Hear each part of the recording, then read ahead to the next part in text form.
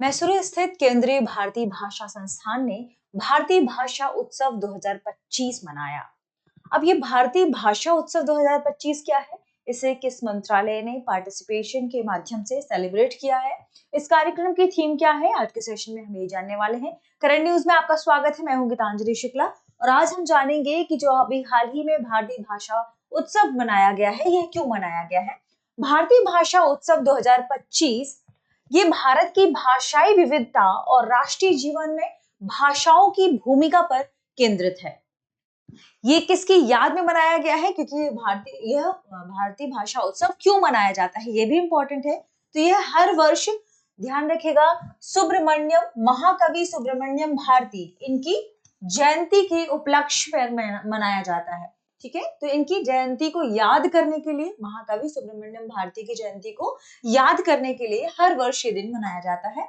भारत के ये महान देशभक्त कवि रहे हैं और सामाजिक चिंतक भी रहे हैं। क्या रहे हैं? सामाजिक चिंतक। ठीक है, अब यहां पर एक प्रश्न उठेगा कि जो भारतीय भाषा उत्सव मनाया गया 2025 में, इसमें कौन कौन सी मंत्रालय ने पार्टिसिपेट किया था? तो इसमें ध्यान रखिएगा, एक तो किस मंत्रालय के जरिए मनाया गया? तो department of school education and literacy, ministry of education, government of India. तो भले ही ये केंद्रीय भारतीय जो हमारा शिक्षा को लेकर मंत्रालय बनाया गया है, उसके जरिए मनाया गया है, लेकिन इसमें जनजातीय कार्य मंत्रालय की भी भागीदारी रही है। तो शिक्षा मंत्रालय ने इसका नेतृत्व किया और जनजातीय कार्य मंत्रालय की इसमें भागीदारी रही।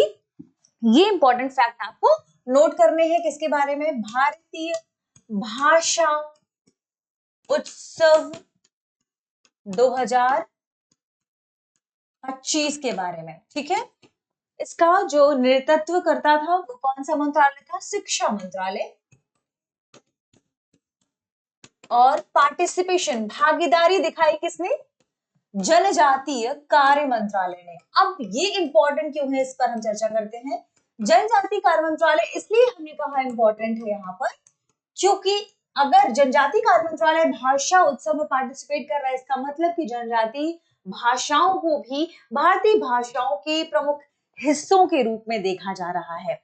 इसी उपलक्ष्य पर आदि वाणी ऐप भी लॉन्च किया गया। आदि वाणी ऐप।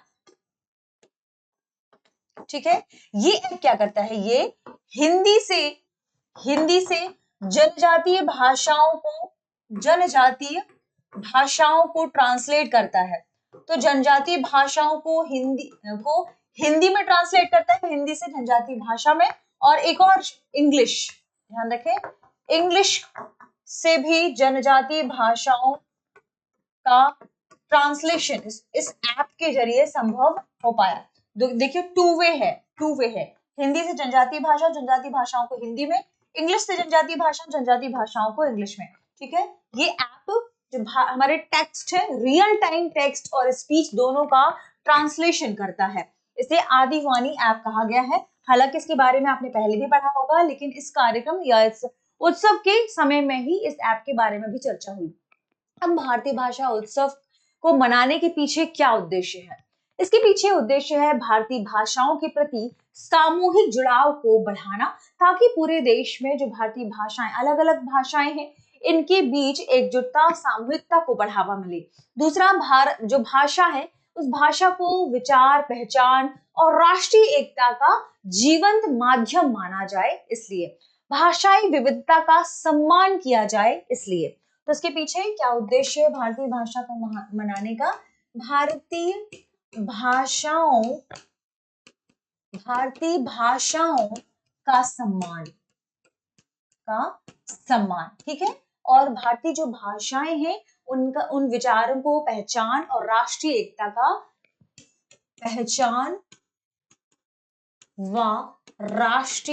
का इसे प्रतीक माना जाता है।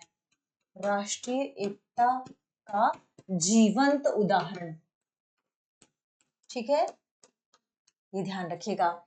इसके अलावा एक और बात ध्यान रखिएगा कि भारत की भाषाई विविधता और राष्ट्रीय जीवन में भाषाओं की क्या भूमिका है। राष्ट्रीय जीवन में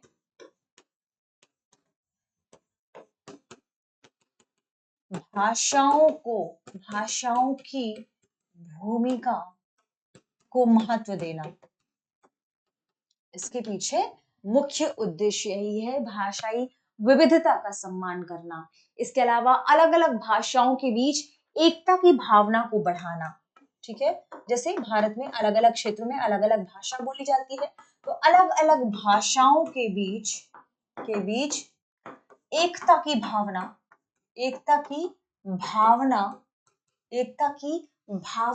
को बढ़ावा देना। ठीक है, को बढ़ावा देना। ये भारतीय भाषा उत्सव 2025 को मनाए जाने के पीछे उद्देश्य बताया जा रहा है।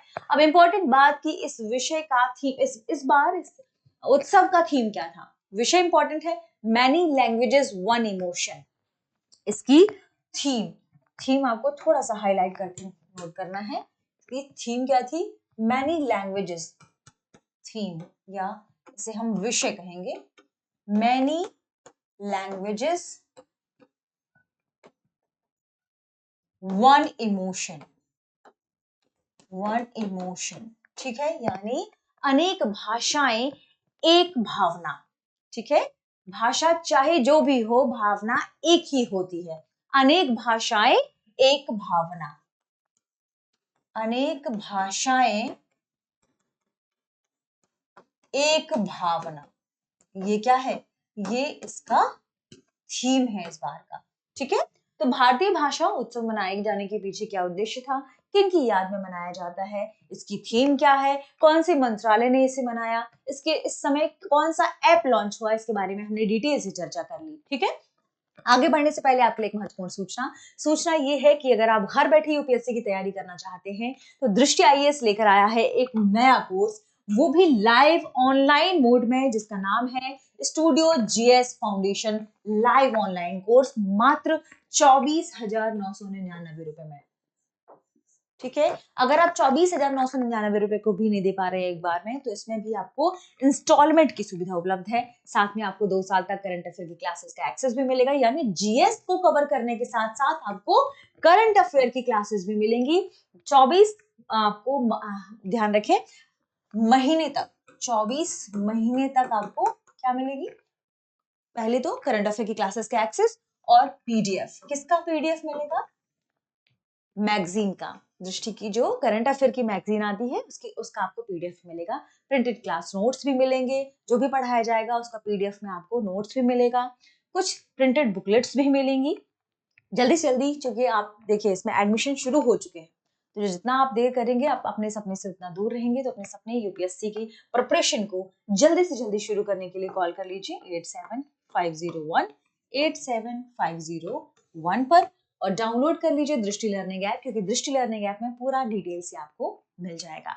आगे बढ़ते हैं और देखते हैं हमारे आज के सेशन पर आधारित प्रश्न को। प्रश्न है, भारतीय भाषा उत्सव का प्रमुख उद्देश्य क्या है? ऑप्शन ए, विदेशी भाषाओं का प्रचार, ऑप्शन बी, भाषा एकरूपता को बढ़ावा देना, ऑप्शन सी, भारतीय भाषाओं की विविधता और एकता का उत्सव मनाना, और ऑप्शन डी, केवल प्राचीन भाषाओं का संरक्षण। इस प्रश्न का सही जवाब कमेंट सेक्शन में देना ना भूलें। मिलते हैं अगले वीडियो में, शुक्रिया। अब एग्जाम की तैयारी को और बेहतर करने के लिए हमारे चैनल को लाइक, शेयर और सब्सक्राइब करना ना भूलें।